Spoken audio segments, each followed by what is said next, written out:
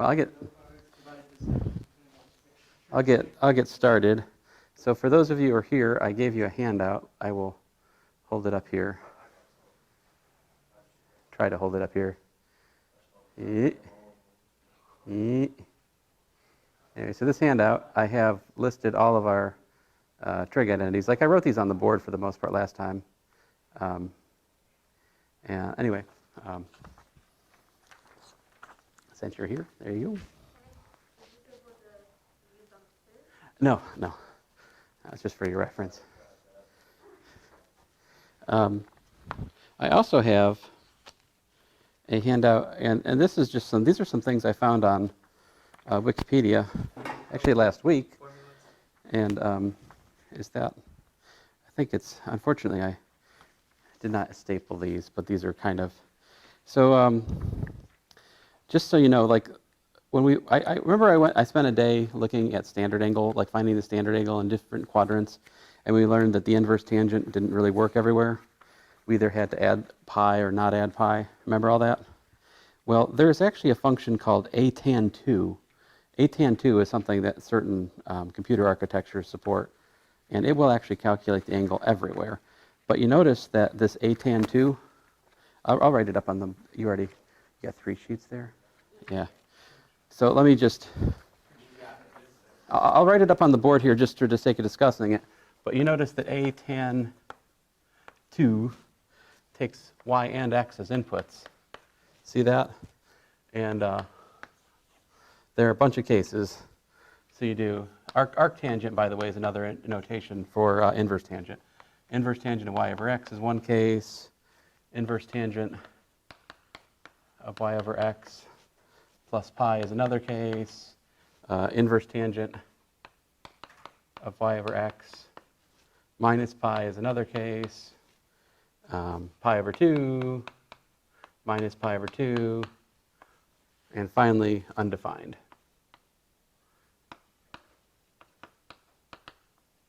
And if you study the day that we looked at standard angles and all the different cases, like 6 different cases, you'll figure out it actually lines up with this pretty well. So this is for x greater than 0. This is for x less than 0 and y greater than or equal to 0. This is for x less than 0, but y less than 0. This, of course, is for x equals to 0, y greater than 0. This is x equals to 0, y less than 0. And, of course, this is the origin. But you see, by the way, inverse tangent of x is also denoted arctangent in many things you'll read. All right, so I should actually mention that to you. That's something to be aware of. But my point to you is there is a function of 2 variables which will straight up calculate the angle of a point. Although beware, why did they put y first and x second? That seems like an invitation for confusion. I would put x comma y personally. Whatever.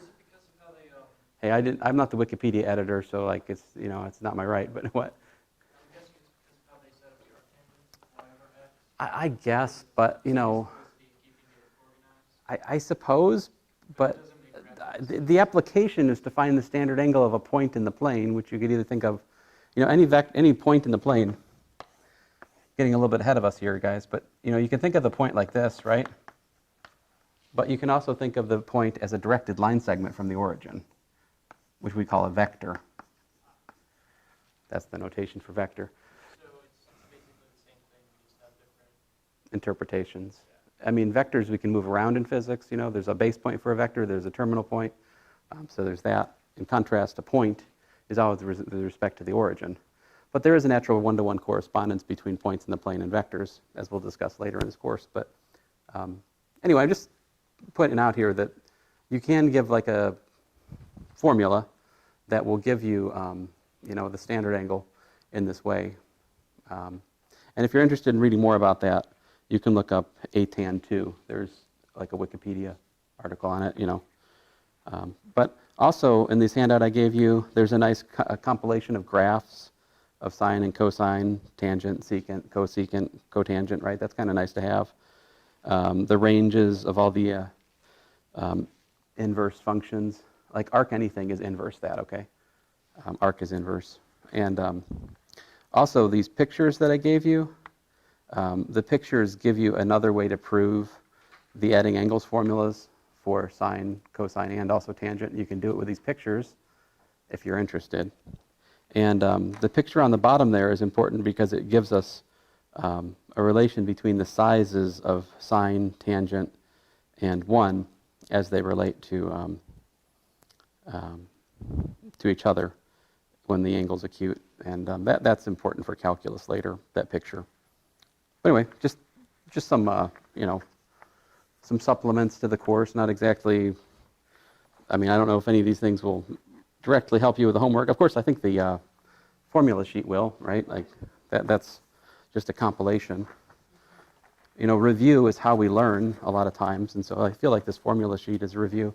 You choosing which of those formulas to write on your 3x5 card is another form of your review. Even if you write them all, the process of writing those, if you do it, not in a hurry and meditatively, it will help you learn these identities, or at least, and in some sense, I'm not even saying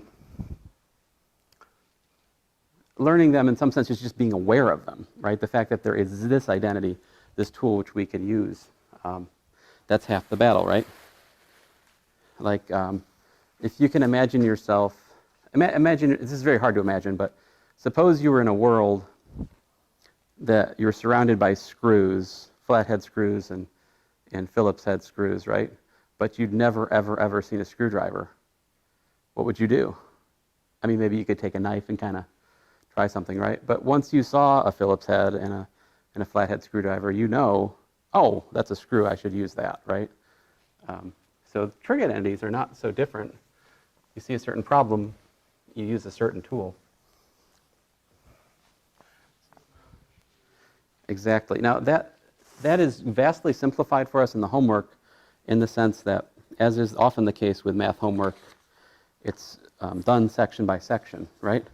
One of the things that makes physics such a more difficult discipline is oftentimes physicists have had the habit of writing their problems at the end of chapters, which leaves the student with the question of which section do I use, right? So, there's pros and cons there. You can be discouraging to the students if you make it too hard.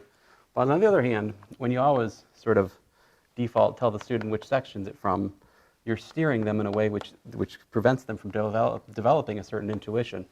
So anyway, I will continue that tradition and rob you of your intuition for now. Let's see here. Because this is from section 7.2, which is what? This is the adding angles, right? Section.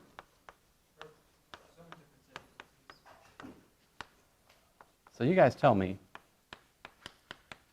what is in the way of us just straight up using the adding angles formula for tangent here, which I will try to refer to the number. That's why I wrote those numbers, so that we could have a more orderly conversation today. If I can find my sheet. So I'm thinking this looks like a job for number 14, right? So number 14 on my sheet, it's a tangent. So the formula is all right over here. Tangent of A plus B is what? It's tangent A plus tangent B. But you notice downstairs we got a what? Minus the product of tan A, tan B. So we don't have a minus down here. But we do have a minus upstairs, which is also annoying, right? But notice number 6. What does number 6 remind us? Tangent is an odd function, right? So we can rewrite this as a sum by just doing this, like 3x over 2 plus the tangent of minus 7x over 5 divided by what? 1 minus the tangent of 3x over 2 times the tangent of minus 7x over 5.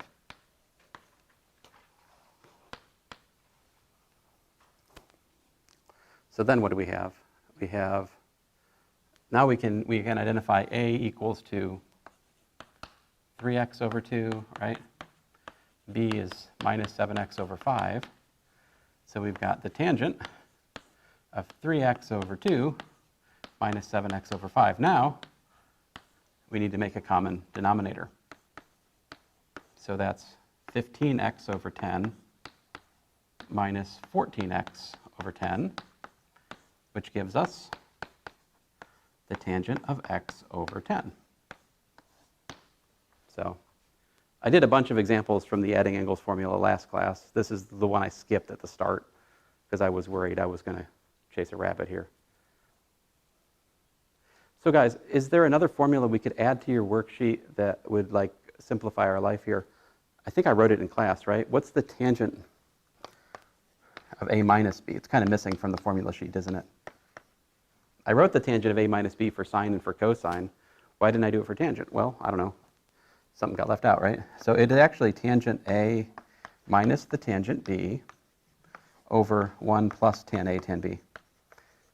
So, and that follows directly, this formula follows directly from the fact that tangent's odd. So if I put minus b in the place of b, I pull a minus wherever there's a tangent b, which changes the plus to a minus upstairs, and it changes the minus to a plus downstairs, right?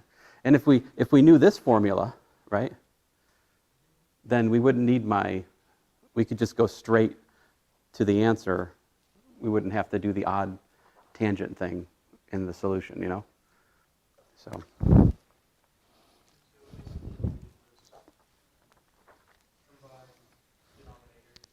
Right. Indeed.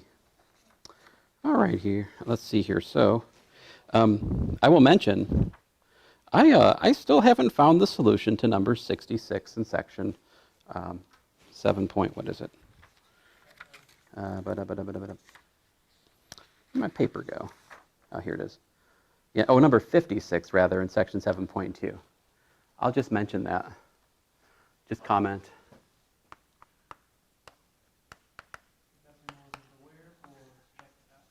7.2, number 56. Well, it's a challenging problem. Can you do it? I haven't solved it yet. I haven't found the right approach yet. I wonder about that one. I wouldn't recommend you start with that problem, but, you know, after you get done with everything else, you might give it a try.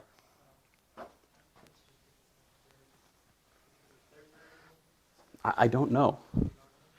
I don't know why I can't solve it yet. But the things I've tried haven't worked yet. Of course, I've been trying silly things like law of sines, law of cosines, anything but the material in the section. So, you know, there's probably a good reason I haven't solved it yet, because I'm ignoring this section and just trying to solve it. But number 23, so let's move on to the next section here. Number 23 from section 7.3, right? Here's the problem. If a secant of x is equal to minus 4, all right, and x in quadrant 2, right, find a sine of x over 2, b cosine x over 2, c tangent of x over 2. So where's quadrant 2? Here, right? So what should we expect in quadrant 2? Sine is positive, cosine is negative, tangent is also negative. Right? So that's what we should be expecting from the fact that it's in quadrant 2, right? You guys follow me? So guys, well, excuse me. Ooh, my bad. That's what I should be expecting for what? Sine x, cosine x, and tangent x. But I'm dealing with x over 2, cosine x over 2, tangent x over 2. I actually don't know that, right? Like, let's take an example. If x equals 120 degrees, then x over 2 equals to 60 degrees, right? Well, cosine of 60 degrees is a half, it's positive. Yet cosine of 120 degrees is negative, right? So I should not make these claims, right? I don't know that. I cannot say that. What I can say is that what? Cosine, this just gives me cosine of x is less than 0, sine of x is positive, tangent of x is negative. I get to say things about x, not about x over 2. Okay? That's all. Just pointing that out. Now, so guys, how do I figure this out? Like,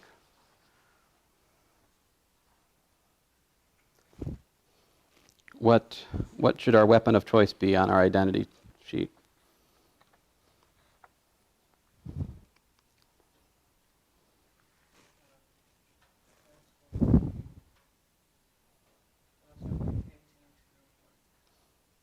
(18 through 20). That's a good guess, but we're trying to calculate sine of x over 2, you know, cosine of x over 2. I think very close, but just look to the right. You know, 21, 22, 23, these are our weapons of choice. So we're going to use 21, 22, maybe 23. So we need what? We need to calculate, looks like the the cosine of x, right? What is the cosine of x? What are we given?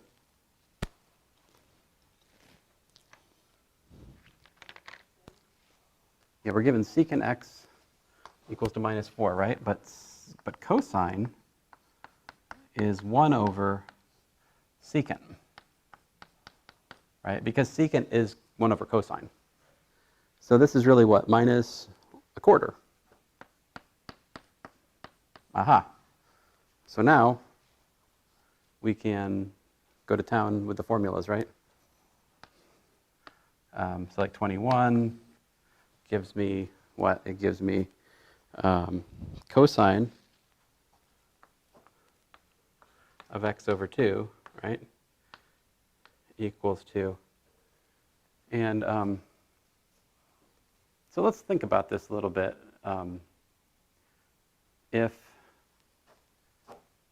Notice this. So if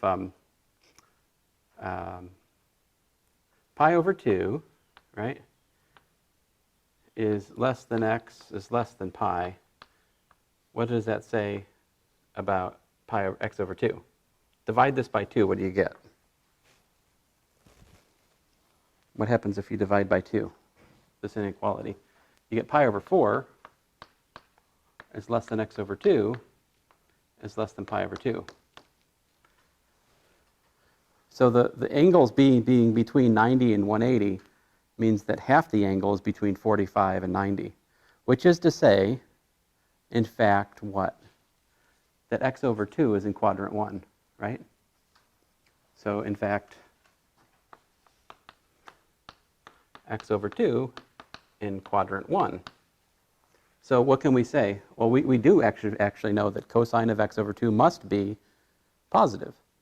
My example with 120 is not an accident, all right? That's actually the case always by this inequality argument. So like cosine of x over 2 has to be, my choice is we get to choose plus or minus, you know, square root of what is it, 1 plus cosine x over 2.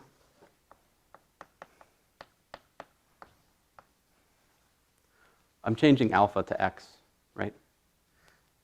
And so my point to you is we can choose the plus because cosine of x over 2 is where it is in quadrant 1, where cosine is positive. So there you go. Likewise, 22 gives me that the sine, oh, I'm sorry, I'm not done. Dummy, what can I do? Duh. Sorry. Like, yeah, now I'm done. No, we know what cosine of x is. Put it in, right? So cosine of x was minus a quarter. So what's 1 minus a quarter? 3/4, right? So we get the square root of 3 over 8, I believe. So, which of course you could simplify any number of ways. For example, this is, 1 over 2 square root of 3 over 2 for what it's worth. But I personally like the answer square root of 3/8. That's fine by me. Do not feel obligated to simplify radicals in here. I am perfectly content with a unsimplified radical that I can recognize. Sine of x over 2, again, is plus or minus the square root, this time of 1 minus cosine x over 2. Again, we choose the plus, and this gives us, yeah?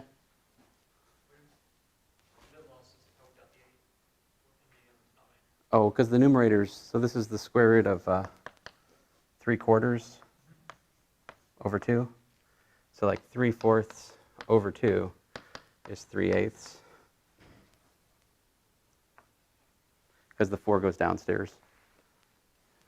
In other words, half of 3/4 is 3/8. Another way to look at it. Yeah. When I say it that way, it's like, oh, I knew that. But yeah, in terms of algebra, like when you have a denominator in the numerator, it becomes multiplication downstairs in the total fraction. We have a complex fraction like this. I don't like the word complex fraction, even though it's common. I think the word compound fraction or nested fractions is really a better. What's that? Yeah, but a lot of the algebra books use the terminology complex fraction, which I really dislike because there's no complex numbers here whatsoever.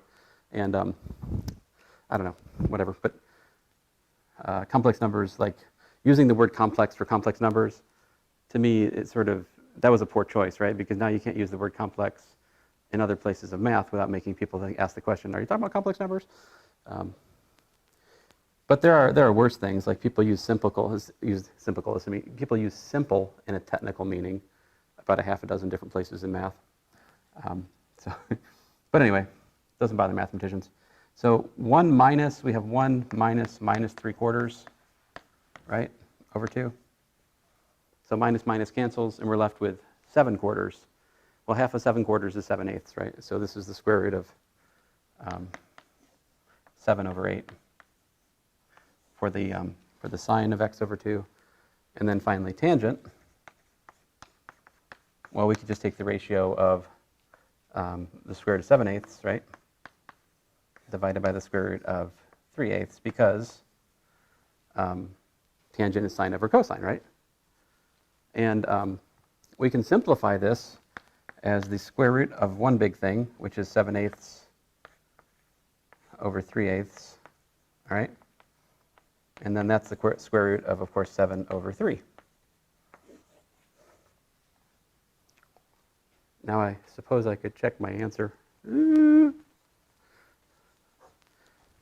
If it's not this. The cosine of x changes to 3/4 instead of 1/4. Which one was this? Number section 7.3, number 23. You changed cosine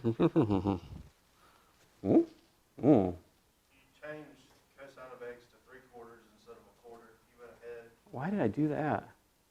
Oh, because I had 3/4 in the other one. I'm a dummy. That's after you subtracted the 1 from it. Yeah, my bad. I was supposed to do, good grief, that was supposed to be 1/4, which means this is a what? Thank you. Yeah, don't wonder, speak up. That's what, 5? 5/8. And that changes this too, right? So not 7, but a 5, right? So square root of, thank you. Yeah, don't wait. As soon as you feel like something like that's off, just jump in, you know? And if you're wrong, that's fine. Totally fine. So it has, oh, curses. Which one's A? Which one's A is sine over 2. So the book says square root of 10 over 4. Is the square root of 10 over 4 equal to the square root of 5 over 8? Do we have the same answer? So let me share with you a simple way to check your answer without worrying about the algebra. Go to your calculator. put in square root 10 divided by 8.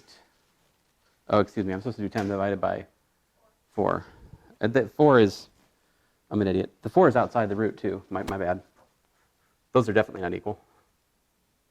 It's supposed to be square root of 10 divided by 4. So let's try that out. Square root of 10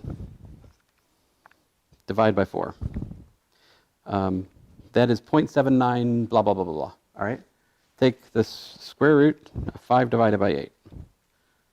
That is also 0.79 blah, blah, blah, blah. They're equal. It's the same answer. It just looks different. All right? And that is an ongoing issue as you check your answers in the back of the book.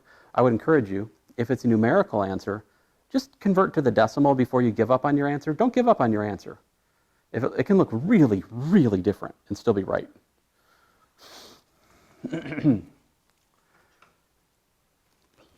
But let's see here. Part B was square root of 6 over 4. So like what's going on there is if you multiply this by like square root of 2 over 2, square root of 2, that becomes square root of 6 over 2 times the square root of 2 squared, which is the square root of 6 over 4. Now, so they prefer the answer square root of 6 over 4. I mean, fine, they've rationalized the denominator. It's good practice and all that, but I don't care. Square root of 3 over 8 is a fine answer by me. All right, let's move on, unless there's a question.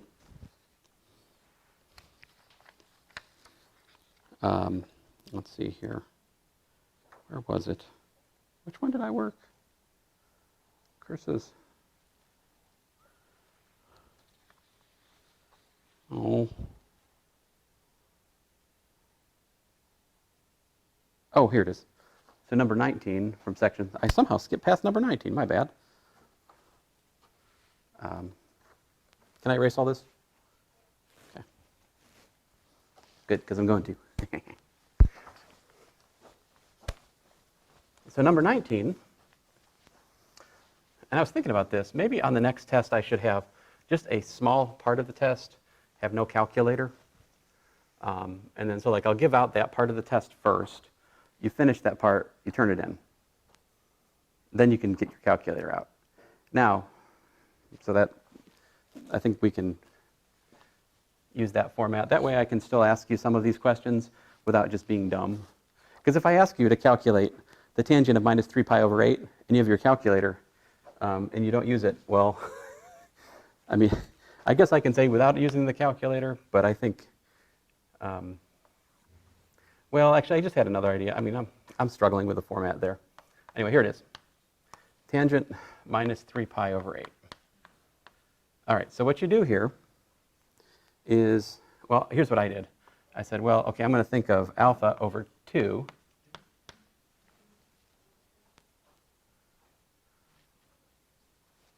alpha over 2 is minus 3 pi over 8. So if I do that, because you see if I do that, then alpha is 2 times minus 3 pi over 8, which is what? Well, that's minus 3 pi over 4.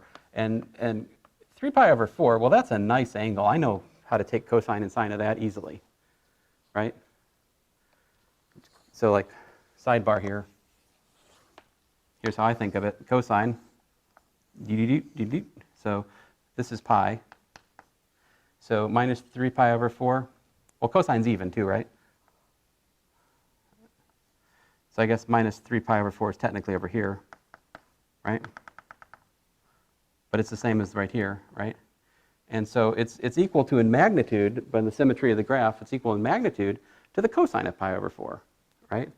So anyway, long story short here, cosine of minus 3 pi over 4 is minus 1 over root 2, right?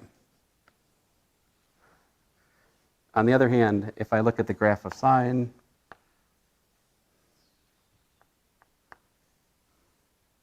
so this is pi minus 3 pi over 4. Well, guess what? Sine of minus 3 pi over 4 is also equal to minus 1 over root 2.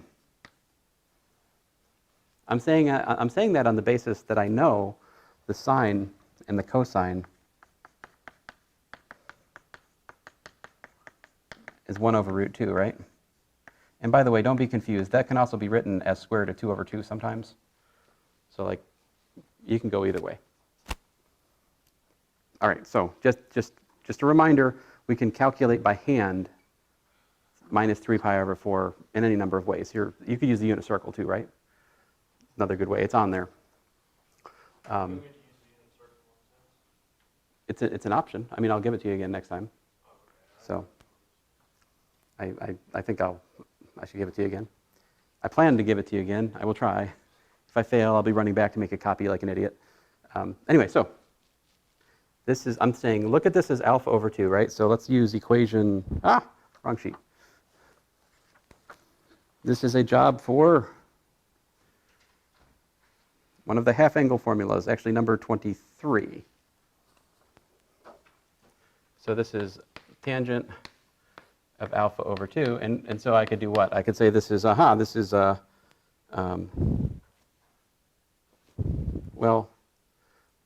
I could say it's minus the square root of 1 minus the cosine of alpha. Alpha is minus 3 pi over 4, right?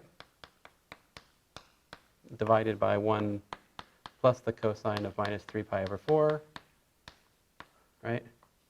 So that is minus the square root of 1 minus, plus 1 over root 2, right? Divided by 1 minus 1 over root 2.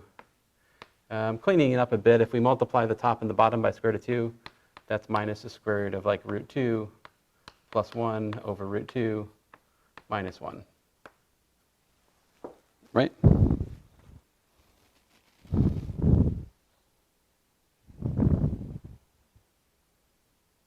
Whoa.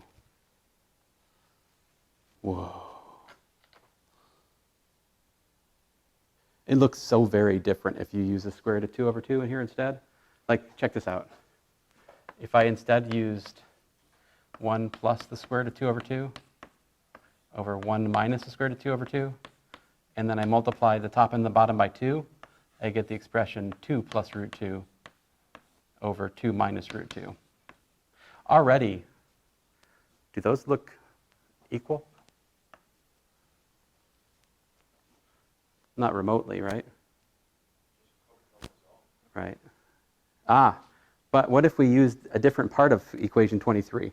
Like, what if we use sine alpha over 1 plus cosine alpha? How would have that gone for us? See, because that's another choice. How would it have turned out if we did that? Well, so sine alpha is what? It's minus 1 over root 2, right? Cosine alpha minus 1 over root 2, right? So if I multiply the top and the bottom by root 2, what does it give me? Minus 1 over, let's say minus 1 plus the square root of 2. How would you rationalize that? You rationalize that by doing minus 1 minus the square root of 2, minus 1 minus the square root of 2 multiplied by that fraction. Like you just put a minus on the radical to rationalize it. And when you do that, how does it work out? Well, you get 1 plus root 2 divided by what? Well,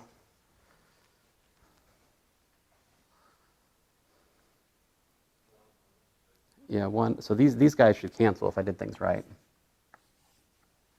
But yeah, I get 1 minus 2.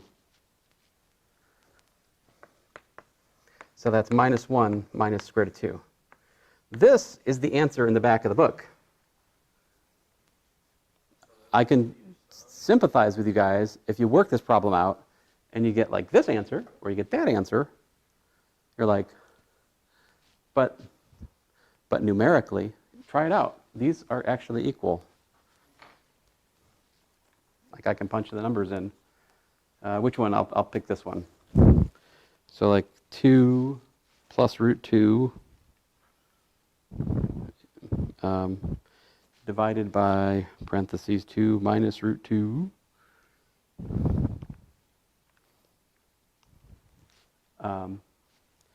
This actually simplifies, according to my calculator, to 3 plus 2 root 2. So this is the square root of that. But anyway, numerically, So I got to take the square root of that. And that is about minus 2.414 stuff. Well, it's useful to know, by the way, guys, that the square root of 2 is about 1.414. It doesn't repeat. I mean, it's not a rational number, so it doesn't have a repeating decimal. But you take minus 1 and minus that, put them together, you get minus 2.414. It's the same answer. All right, so enough about that. I want to talk about that because I know that checking your answers in the back of the book can be frustrating. Let's go on. Oh, man. Sorry, guys. Do you have any particular questions you want me to cover? I feel like I'm going way, way too slow on the questions here.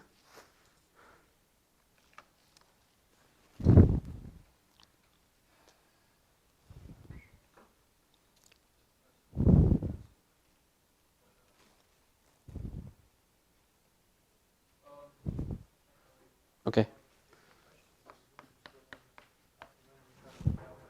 Let's see here. How about number 33 in section 7.3?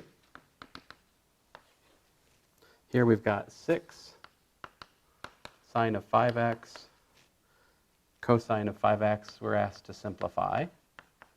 So what are you going to do?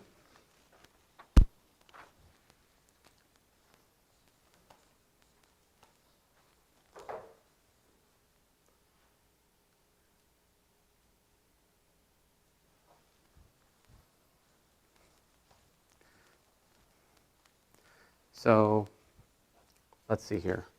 I think we want to use one of the product to sum formulas, right? So we've got a product of sine and cosine. So to me, that looks like number 26. So this is 6 over 2. And then we have the sine of, is that both 5x? Oh, I don't need to. I'm using too sophisticated a tool here. We don't need that one. This is easier than that. This is 3 times 2 sine theta cosine theta, right, with theta equal to 5x. So this is literally 3 times the sine of 2 theta.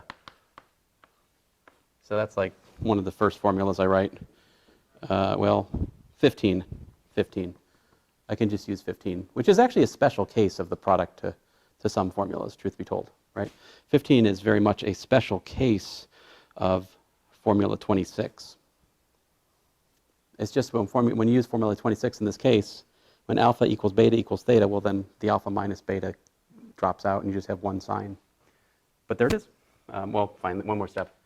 3 times the sine of 10x. There you go. Let's see here. Let's work another one. How about number 35? This one's going to be kind of the same problem. There's just a little bit more kind of noise in the way. Here we're supposed to explain why the sine of 2x is equal to minus 2 sine of minus x cosine of minus x. So we're supposed to basically prove this identity. All right? So the way to prove it is we'll start with the right-hand side. So we've got minus 2 sine minus x cosine of minus x, right? And so a good format for this is as follows. It's like minus 2 times minus sine of x times the cosine of x. And my reasoning will go over here. Since sine odd and cosine is even, right? Using the fact sine is odd and cosine is even. The minus and minus cancels. And we got what? We got 2 sine x cosine x, right? So then this is equal to the sine of 2x. This is what? If we have my sheet to refer to, by 15, you know. And the name for 15 is the double angle This is called the double angle identity for sine. I don't really care. I don't expect you to memorize that language, really. But I would just like you to say, by a known identity for sine, that would be fine, you know. Or if you've got the sheet and the numbering, we can refer to numbers.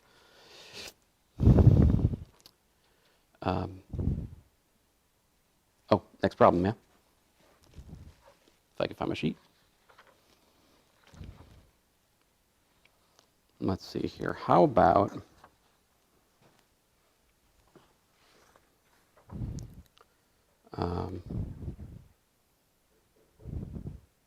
section 7.4, number 11.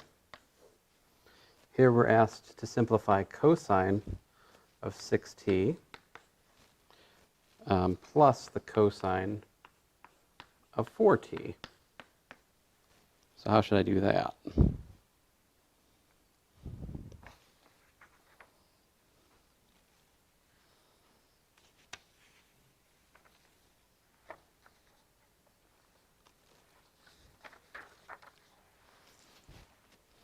See, if we're going to add cosines, I think we should use formula number 30, right? Formula number 30 says that it is the cosine, one half, right? There's always a half in these things. Oh, wait a minute, no. There's a 2, because it's the opposite kind of thing.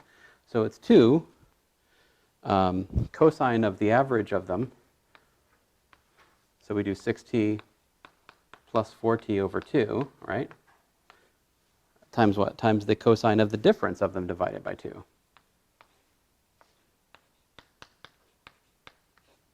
What's that give us? That gives us twice the cosine of, let me just simplify it. 4 plus 6 is 10. 10 divided by 2 is 5. So we get 5t from the first cosine. And we get 6 minus 4 is 2. 2 over 2 is 1. So we just get cosine t for the second one. So there you have it. And I think the instructions to this say write it as a product of cosines, you know. So.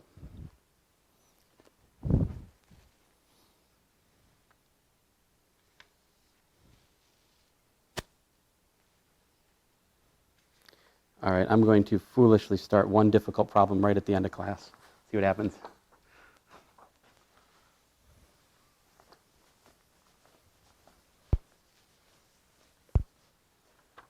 I started class slightly late, so I should probably go slightly over, right? Students never agree with this, no. Section 7.3, number 37. Here we've got sine 2 theta over 1 plus cosine 2 theta times tangent squared theta. We're supposed to show that this is equal to tangent cubed. So I'm just going to start on the right-hand side and show you that this simplifies. We'll say it this way, simplify this expression. So sine of 2 theta over 1 plus cosine 2 theta is equal to what? Well, look at my identities. Number, curses. I'm missing a tangent squared identity. Well, yowzers.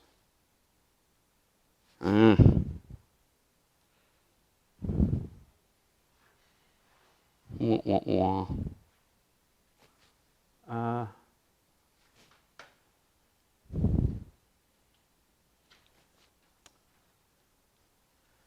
Well, remember tangent theta? Tangent 2 theta is equal to tangent theta plus theta, right? Which we could write as sine of theta plus theta over cosine of theta plus theta, right? And that would be 2 sine theta cosine theta divided by cos theta minus sine theta, yeah?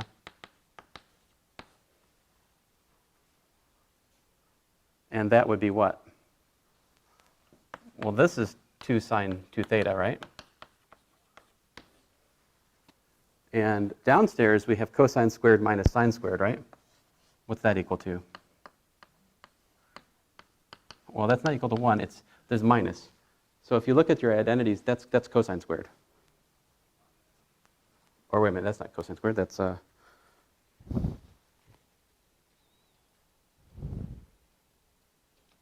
that stupid thing go?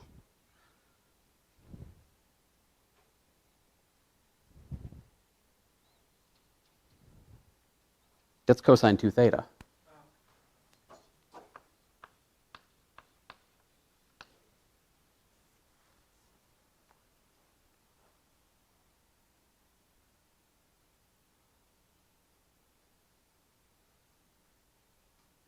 Oh.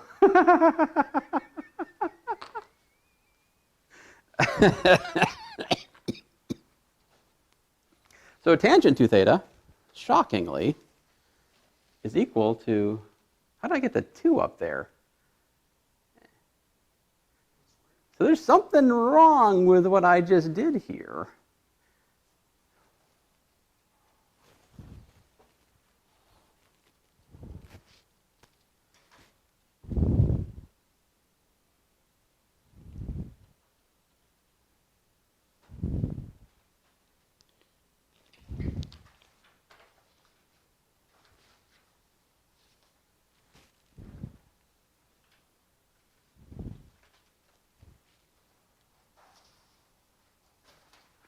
Ooh, I don't see the error at the moment. I'm sorry to leave class like this, but there's got to be an error here, right? Because this is literally what? 2 tangent 2 theta, right? 2 tangent 2 theta is not equal to tangent 2 theta. Like this cannot stand. There's an error. Just drop the 2. No, there's an error somewhere in here. I don't know where it is. Oh, I have been on the wrong board in my camera work. My apologies. But anyway, you didn't miss much. Something wrong here. Okay, so I guess I owe you a proof of this at the start of next class, right? So, sorry guys. That's supposed to be equal to tangent cubed. All right, that's what the question asks, to prove that that's equal to tangent cubed. So I'm missing something stupid and obvious. Sorry guys.